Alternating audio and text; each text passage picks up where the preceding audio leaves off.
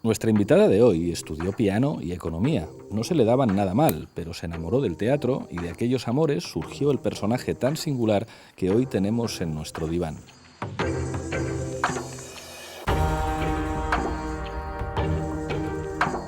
En otra vuelta de tuerca, Marta Flitsch.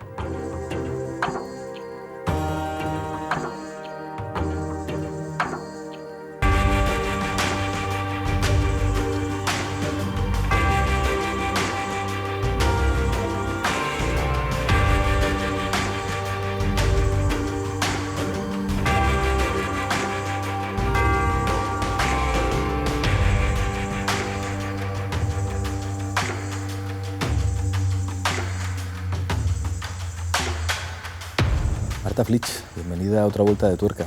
Muchas gracias. Este programa es muy psicoanalítico, siempre empezamos por la infancia. Te tengo que preguntar cómo eras de pequeña. Pues de pequeña, vamos a ver, era una persona bastante responsable, o sea, tenía mucho sentido de la responsabilidad. Yo creo que de pequeña he tenido 40 años toda la vida, ahora casi los tengo, o sea que, y sentía una gran responsabilidad en todos los sentidos. Siempre procuraba que mis padres pues, no se gastaran un dinero que no tenían, intentaba ser como muy brillante en todo, pues eso, sobre todo para ahorrarles disgustos y sobre todo ese sentido, esa madurez anticipada que sentía que tenía. Luego ya se invirtió la cosa, ¿no? Pero en principio me recuerdo así, muy buena niña. A mí me han contado que con 7 años de repente le dices a tu padre, mira, quiero tocar el piano, que no era una cosa sencilla en tu familia, que no tenía mucho dinero, es como podías tocar la guitarra bonita, pero quiere tocar el piano. Y acabas hasta los 16 en el conservatorio. Es decir, ¿qué es lo que representa la música en tu vida y esa precocidad a la hora de decir, papá, el piano? Pues fue muy raro porque casi ni lo recuerdo, ¿no? Porque efectivamente fue con 7 años.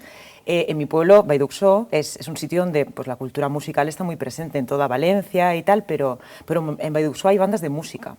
Y entonces recuerdo que fui a una de ellas y llegué yo sola. Es que no recuerdo en qué momento quise eso, ¿no?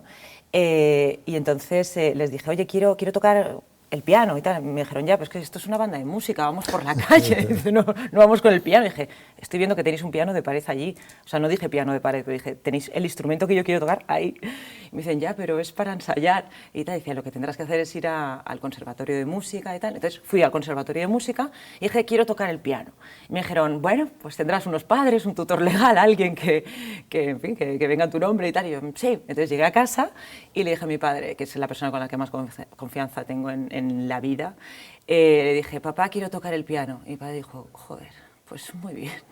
Al final pues lo conseguí y ya con el tiempo me compraron un piano porque claro, ellos no tenían dinero. En aquel momento el piano que tengo todavía en casa de mis padres creo que costaba 500.000 pesetas. Eso era un sueldo de meses y meses. Era una barbaridad, Claro. sí. Y nada, ya hasta los 16, que ya se hizo incompatible con el instituto.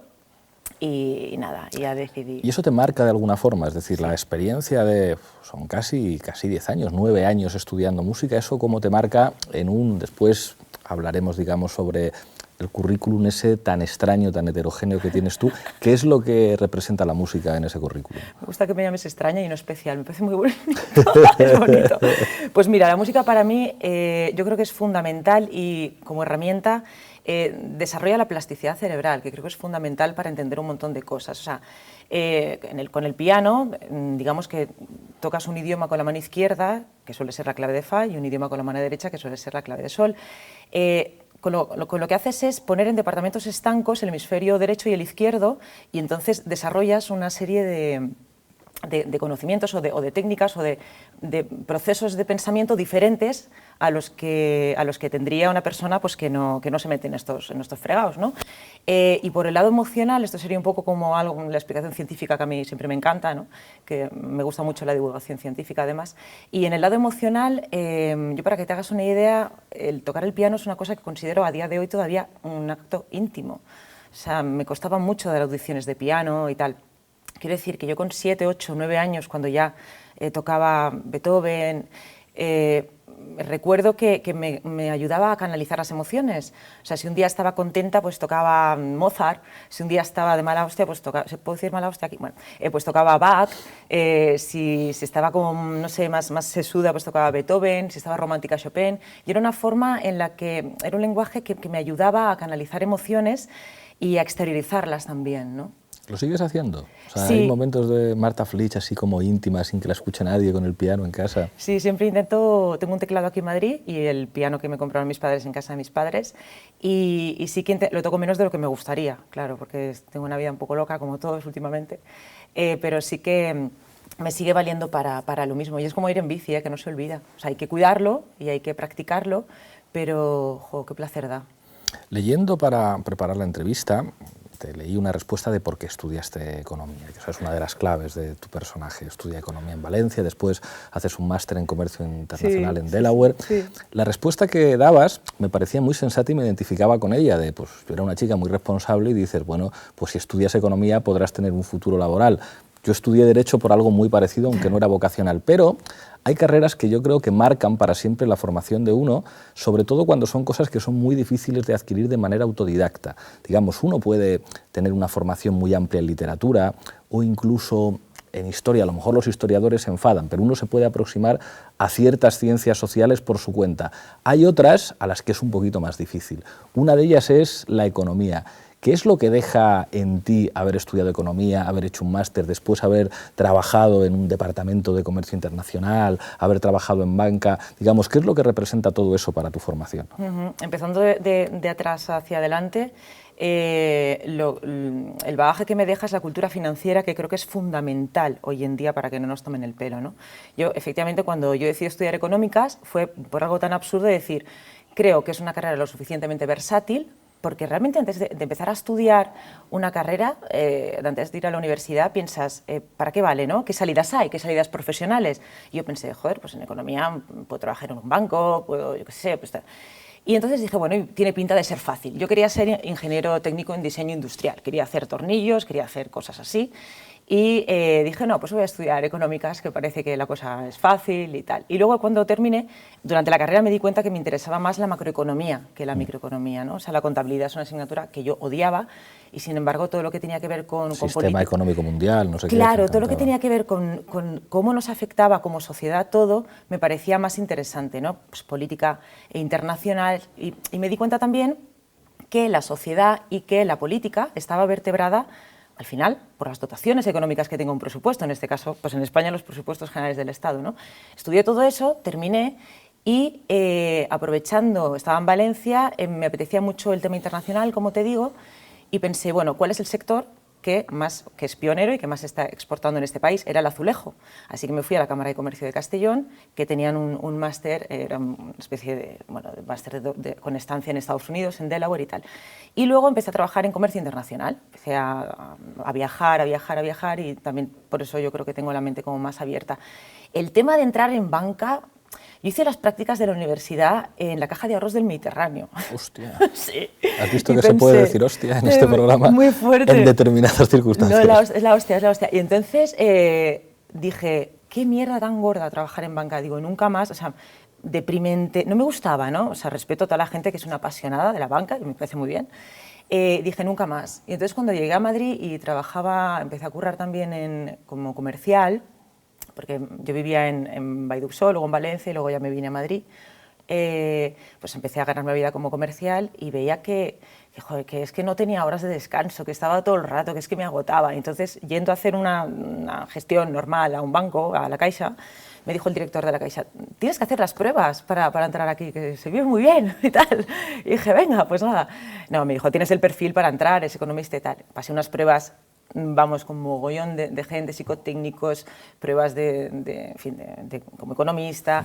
Y al final, pues trabajé en banca y dije, joder, pero no había tenido bastante ya con el mundo prácticas, que he vuelto a este mundo, no me sedujo para nada. O sea, reconozco que es un paso fundamental para mi cultura financiera, para saber entender, para mi capacidad de entender el mundo, que creo que ya te digo que está teñido de economía, pero no es precisamente lo que más me gusta en la vida.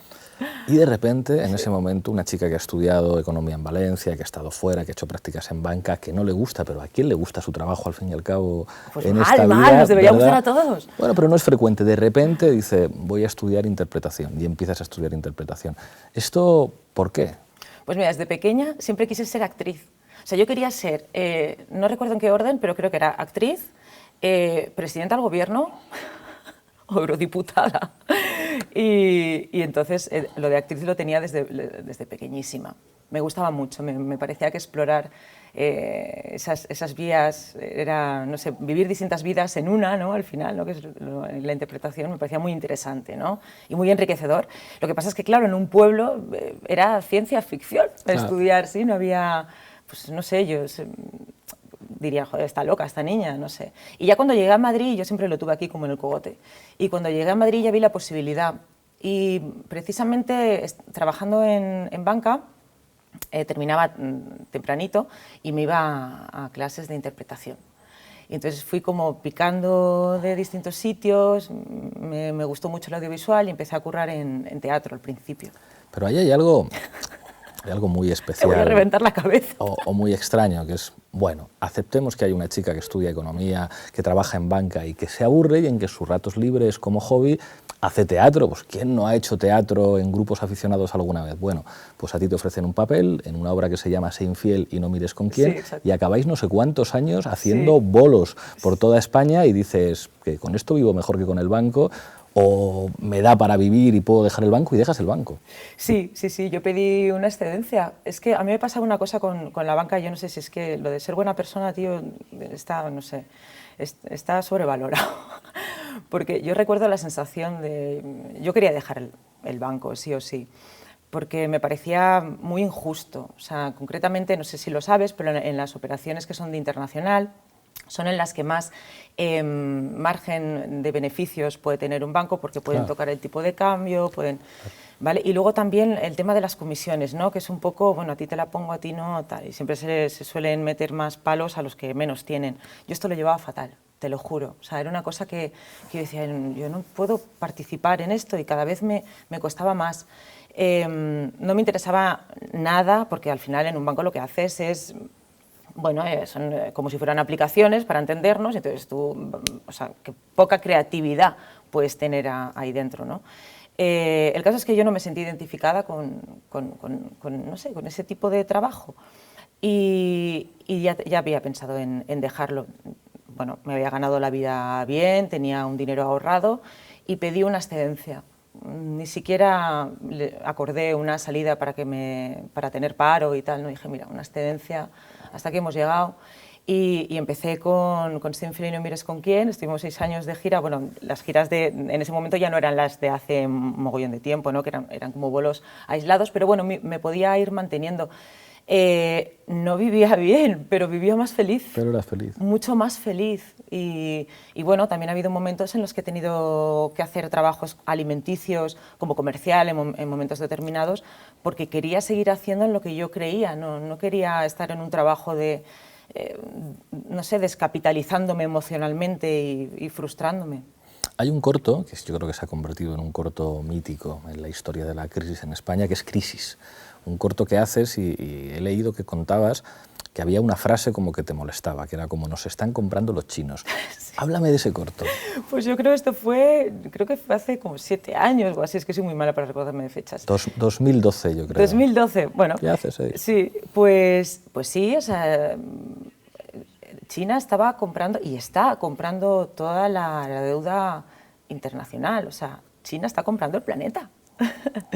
Entonces, y no olvidemos que China, junto con... Son acreedores. Sí, y estamos hablando de un país pues, donde joder, los derechos humanos a veces, que estamos que está junto con España, por cierto, leí ayer, y con Turquía y países como India también, pues China y España, entre los cuales no hay ningún otro país de la Unión Europea, estamos en los países que hay trabajadores pobres, ¿no? En la Liga de los 7 Fantásticos, en plan mal, ¿no? Pues me apetecía contarlo y nada, y me marqué un corto porque creo que me dijo mi hermana, que mi hermana estaba estudiando, en ese momento es trabajadora social, pero estaba estudiando periodismo y me planteó, oye, tengo que hacer un corto y tal, dije, pues lo voy a hacer de esto. Y le eché un cable, pero vamos, lo hice yo. Esa es la historia. Y esa es la historia de Crisis. Hay un momento, es en el que yo te empiezo a conocer y te empiezo a seguir, que es la Marta Flinch, que es youtuber. Sí. Que es una palabra que no es muy de nuestra generación, es decir, es como... Casi 40 años y soy youtuber, yo flipo. ¿Verdad? O sea, es... Y mi canal YouTube parado, además. Es muy fuerte, pero has sido youtuber. Sí. Y he leído que hubo una conversación en un bar que te decidió a entrar en ese mundo millennial de los youtubers, que escuchaste una conversación sobre la prima de riesgo y es como, tengo que hacer un videoblog y a partir de ahí surge un personaje. Yo te quiero preguntar cómo construyes ese personaje, es decir, de quién es la idea, porque claro, ahora...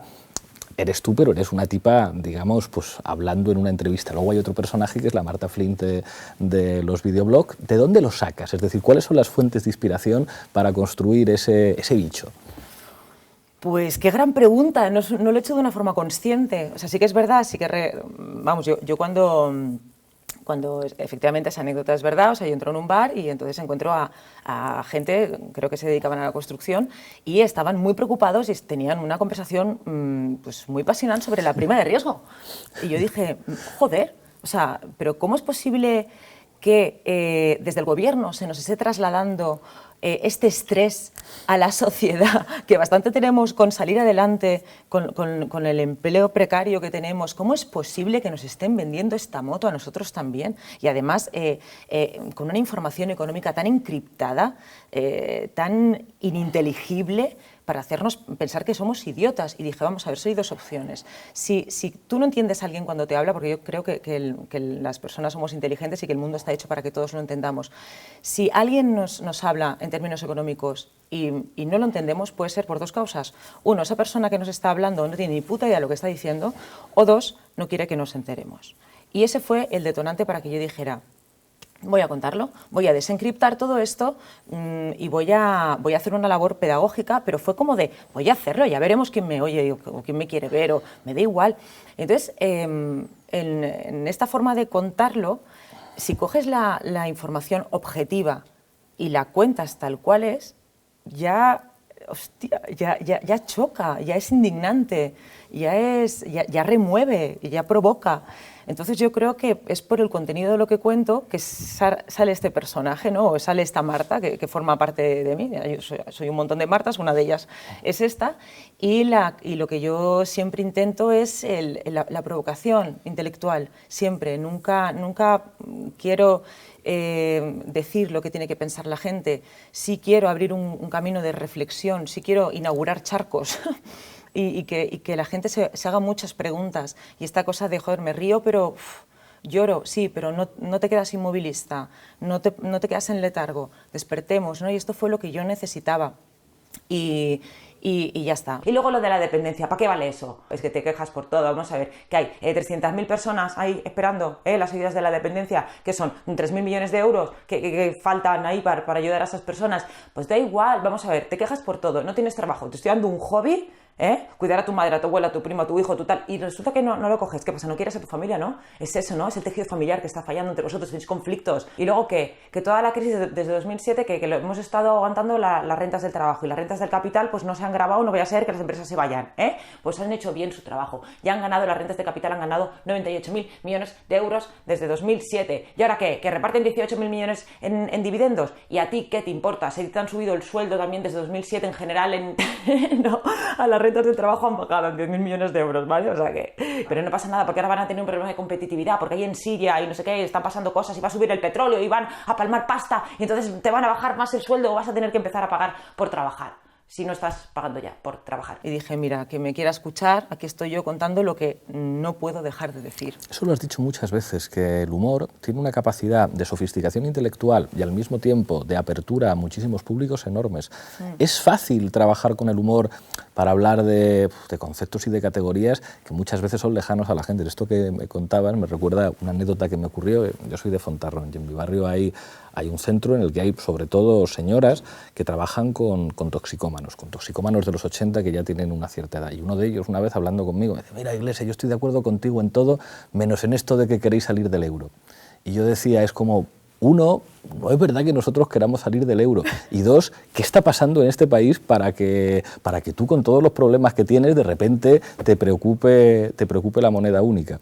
Y es verdad que eso te aproximas con humor o o se convierte, digamos, en un lenguaje críptico, pero que al mismo tiempo asienta una serie como de verdades ideológicas que muchas veces no son más que eso, más que ideología barata.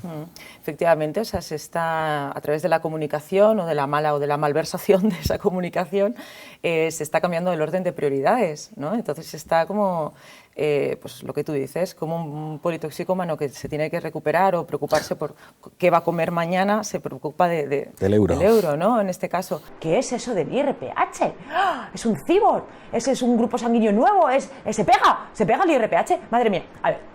El IRPH fue un índice muy parecido, era una alternativa al Euribor, es una referencia para hacerlo de las hipotecas, con una diferencia muy grande, y es que le decidían los bancos según les venía en gana. Es decir, o sea, había unos bancos que hacían el IRPH y entonces hacían una media. Si un banco lo subía porque le daba la gana, esa media afectaba a todo el índice. ¿Por qué lo subían?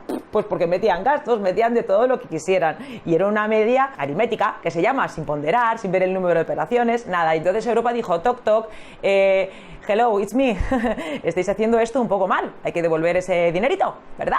Dijo, es que es unfair, it's unfair, it's unfair, it's injust. Lo dijo en todos los idiomas, y como nuestro gobierno es políglota, ¿verdad? Pues lo entendió y dijo, ay, pues ya veremos si les devolvemos el dinero, que hay que hacer carreteras, hay que hacer muchas cosas y hay mucha corrupción que barrer. Sí, volviendo un poco a lo que decías, efectivamente, o sea, punto de inicio, el humor me parece que es una herramienta, un instrumento y que dice mucho de la persona que tiene humor y de la que no tiene por un tema muy evidente, y es que el humor trabaja con la metáfora. Y las personas inteligentes entienden la metáfora.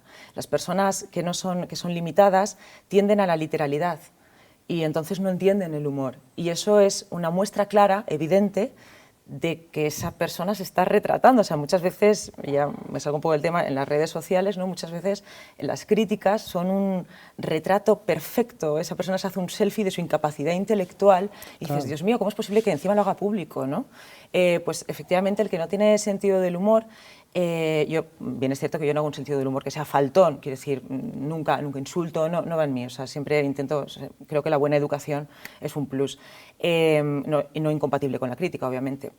Entonces el humor permite un nivel y una profundidad de metáfora muy importante. En mi caso, creo que hay distintas capas y que mi transversalidad radica en que cada uno se queda en la capa que quiere, ¿no? Diferentes niveles de lectura, claro. Exacto, entonces eso es muy interesante, muy enriquecedor además. Y luego, por otro lado, el hacer humor con la economía y con cosas que son a priori un poco complejas es muy difícil. Lo que pasa es que, como en todas las profesiones,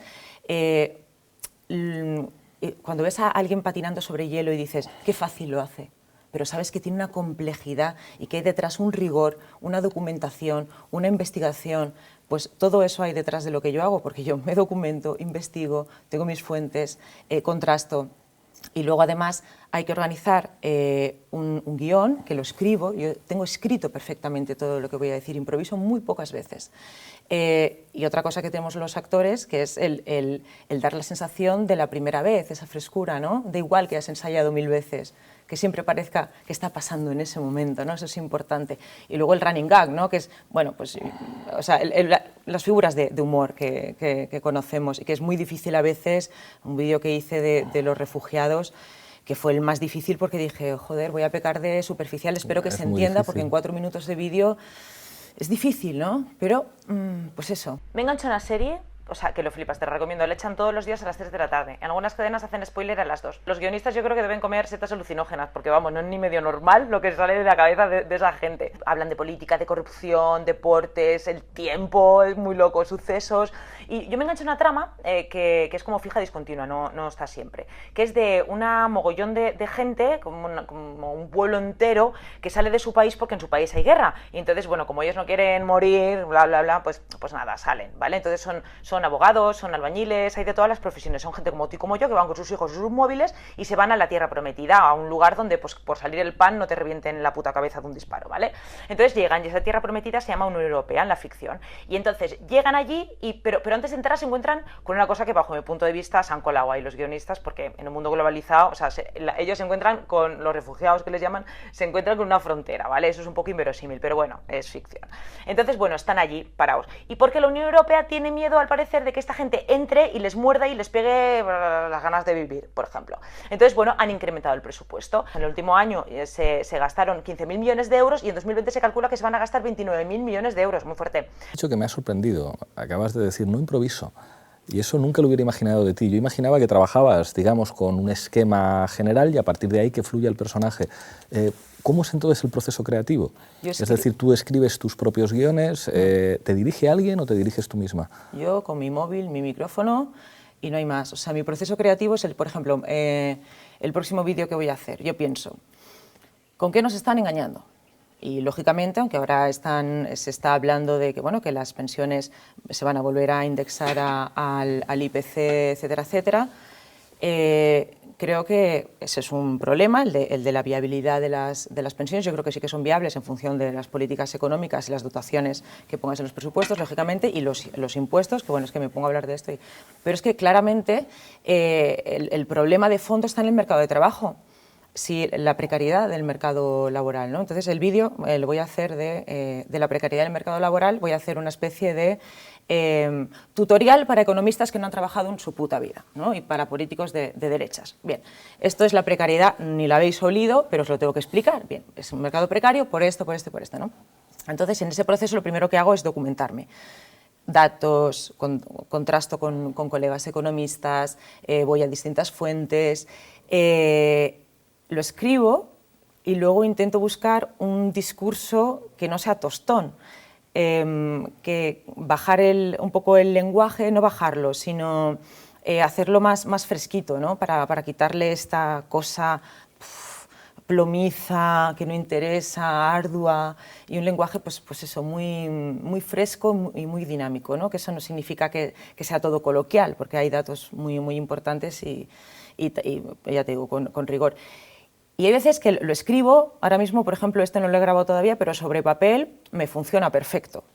Y hay veces que lo levanto, me pongo delante de la cámara, de mi teléfono móvil igual. Y digo, vaya mierda, o sea, si esto es una mierda, lo que acabo de hacer no tiene ni puta gracia, ¿no?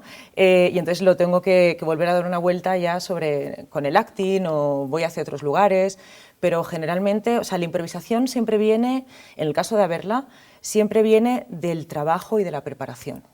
Siempre, no conozco otra improvisación que no sea de la preparación, del estudio, de la reflexión, esta cosa de la inmediatez que nos está llevando a la política esta del clic, ahora caduca todo rapidísimo, de esta agresión en la oratoria. Me preocupa mucho la inmediatez, entonces intento reflexionar mucho. Hay una cosa que me gusta mucho de ti, que es el contraste entre un modelo que es aparentemente serio de economista, un modelo en el que ponen a unos señores en la televisión, aunque no les pongan una bata blanca, tú te los imaginas con una bata blanca, van con el uniforme como de economista oficial, con la chaqueta y no sé qué, y les ponen una de las cosas más ridículas que se puede poner a un economista, que es una pizarra. Entonces les ponen una pizarra en televisión, cogen un rotulador y se ponen a hacer unos números, y entonces, claro, la gente les ve como si fueran los nuevos curas del siglo XXI.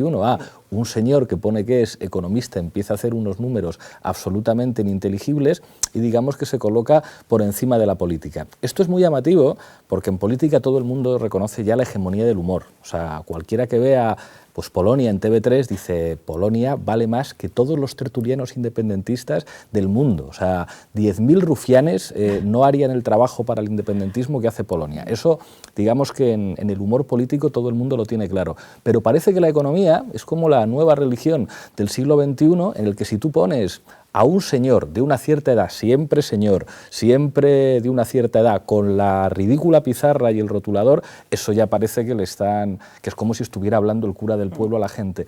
Y tú has sido capaz de construir mucho eso, de decir, mire, no soy un señor y no necesito salir con una pizarra. Eso me parece muy valiente, y me llama la atención que funcione, o sea, que no hayan dicho, puf, una chica pretendiendo ser graciosa, Sí, sí me lo han hablando dicho, de economía, sí te lo han dicho. Sí me lo han dicho, sí, sobre todo colegas economistas hombres. Claro. Sí, no, les explota el cerebro, Pablo, porque efectivamente, o sea, parecen curas en el sentido en el que lo divino, hago un acto de fe y me creo lo que está diciendo este señor, ¿no? Los economistas, la economía es una ciencia que se dedica a decir lo que salió mal, pero a posteriori. O sea, realmente, claro, es que es absurdo. O sea, yo creo que hace falta utilizar la economía con sentido común. Y ahora los de derechas me dirán, sentido común, así no se cuadran las cuentas, ¿no? Y robando tampoco, ¿verdad? Bueno, pues nada.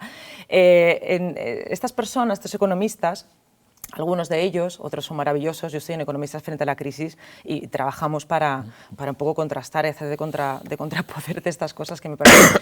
Es tan sencillo como coger datos en términos absolutos, o sea, los números se pueden maquillar.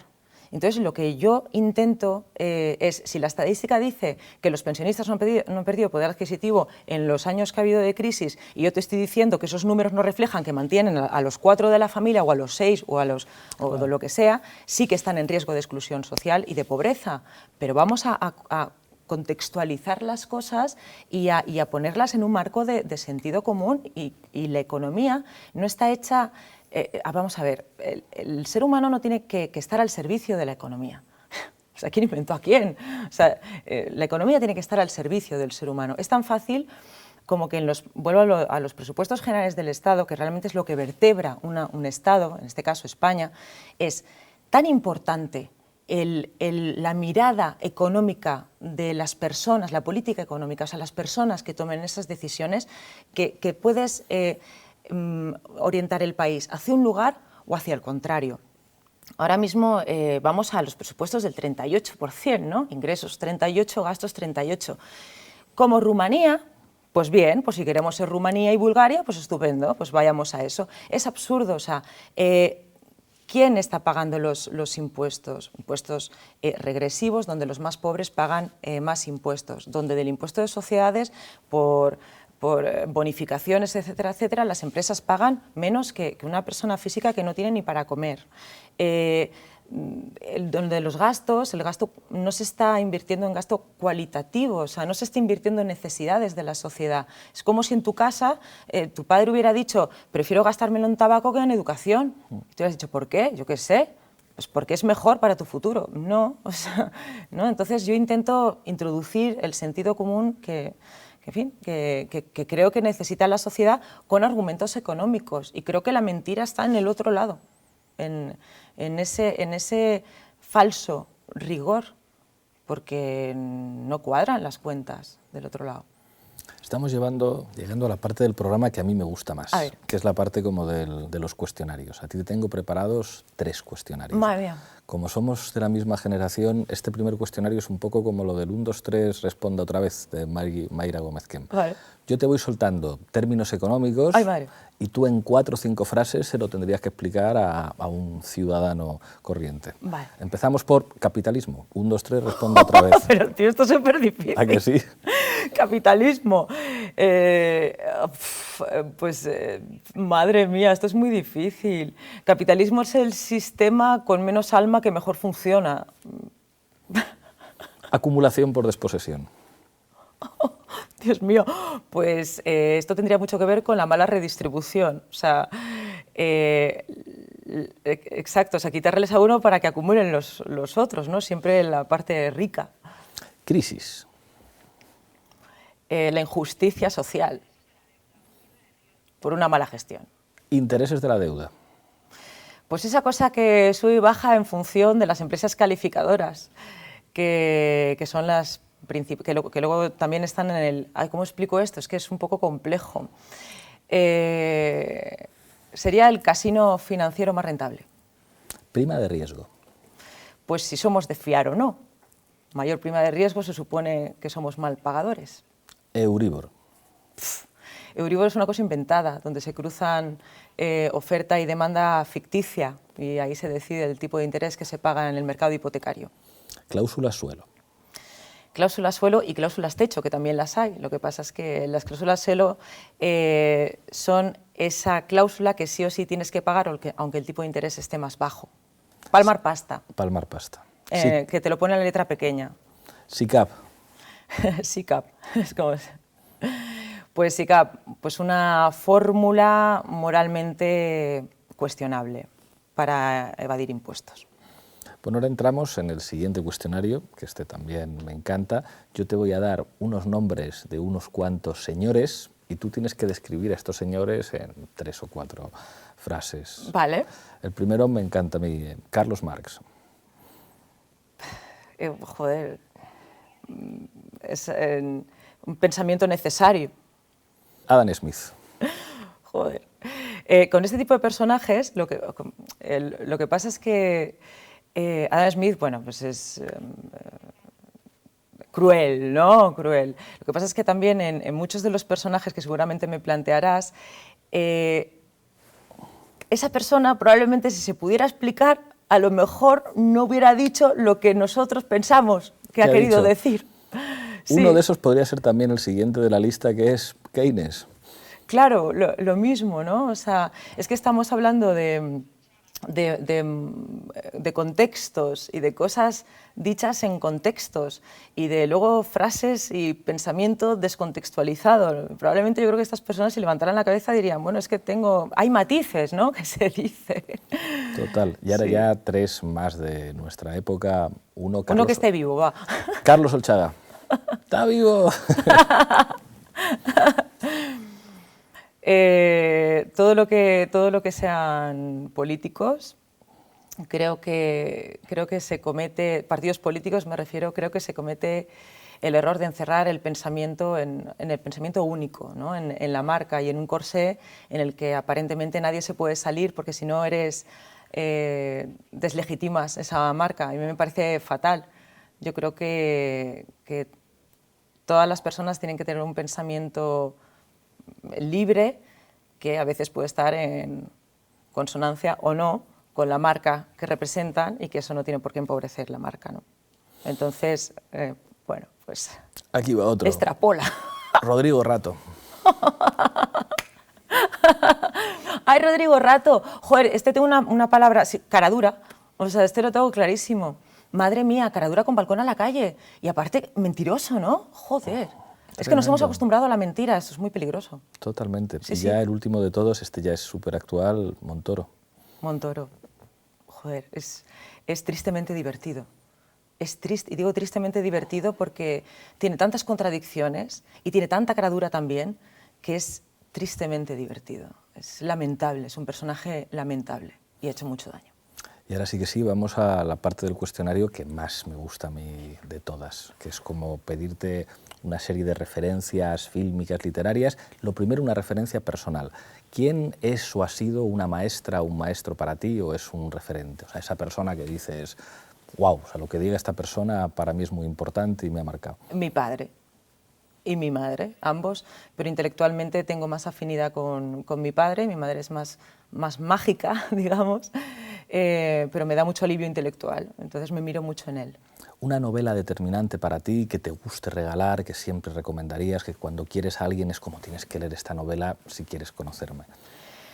A mí me parece que El hombre en busca de sentido, de Víctor Frank, es muy, muy importante porque creo que encierra algo que es atemporal, ¿no? Y es que el pensamiento, nunca se podrán apoderar del pensamiento. Nos podrán... bueno, habla del Holocausto y tal, ¿no? Él fue el impulsor de la psicoterapia y, bueno, le mataron todo lo que le pudieron matar, pues lo típico, ¿no? Que les despersonalizaban para volverlos locos, ¿no? Y al final ese libro habla de nadie te podrá quitar jamás tu pensamiento, siempre serás libre en tu pensamiento, en tu fuero interno. Eso es lo único que no nos podrán quitar nunca. ¿Una película?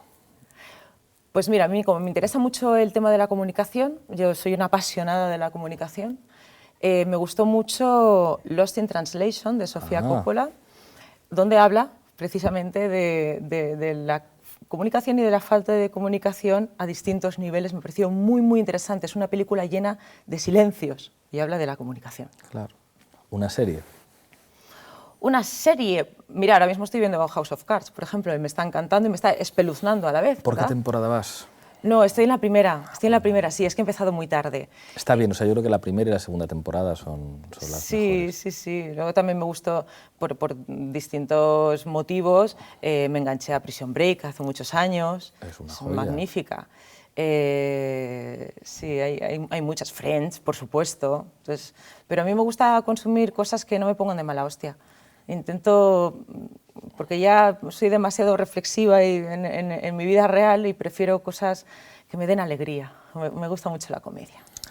¿Y una canción que recomendarías, una canción que te ponga de buen humor, una canción que digas, la canción que se identifica con mi manera de ser o la canción que me hace estar más a gusto y más feliz? Es verdad que esta pregunta es difícil porque las canciones tienen sus momentos, es decir, bueno, pues hoy estoy en modo Sabina, hoy estoy en modo, no sé, Carlos Cano, pero ¿qué canción te gustaría recomendar? Es dificilísimo porque además a mí me gusta todo tipo de música y hoy te digo una y cuando salga de aquí será otra, sin ninguna duda. No sé, me gusta mucho Muse, por ejemplo, escucho mucho, me gusta el pop, me gusta todo tipo de música, me gusta mucho la ópera, no sé cuál decirte, o sea, me pillas ahí. Pues ya solamente nos queda el brindis. Tienes que coger la taza con la mano izquierda. A ver, ahora viene cuando... Exacto, mirar a esa cámara y brindar por lo que tú quieras. ¿En serio? Pues mira, brindo por la paz social, que igual nos la estamos cargando un poco y está en la Constitución. Por favor, por la paz social. Pues muchísimas gracias.